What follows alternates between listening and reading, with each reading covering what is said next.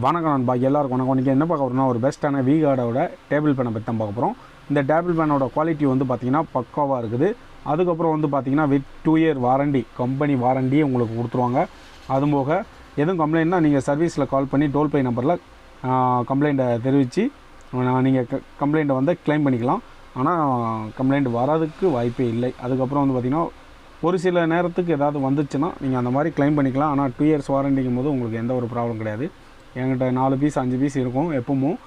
கடையோட அட்ரஸை வந்து பார்த்திங்கன்னா கீழே டிஸ்கிரிப்ஷனில் கொடுத்துருந்தேன், செக் பண்ணிக்கோங்க. கடைக்கு யாராவது தேடி வந்தீங்கன்னா வாங்க, உங்களுக்கு ரேட்டுக்கு வேணால் கம்மி பண்ணி கையில் கொடுத்துடலாம்.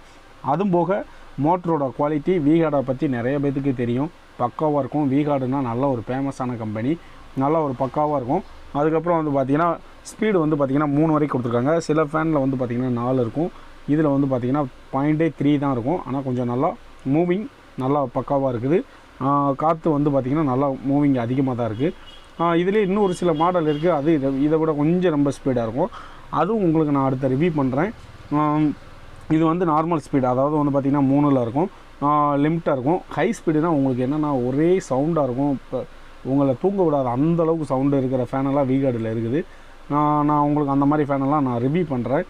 இது வந்து பார்த்திங்கன்னா கொஞ்சம் நார்மலாக ஓடும், ஆனால் காற்று வந்து பார்த்திங்கன்னா ப்யூராக ஃப்ரெஷ்ஷாக வரும். ஓகே பாய், சப்ஸ்கிரைப் பண்ணிக்கோங்க. நிறைய பேர் சப்ஸ்கிரைப் பண்ணாமல் போயிடுறாங்க. ஒரு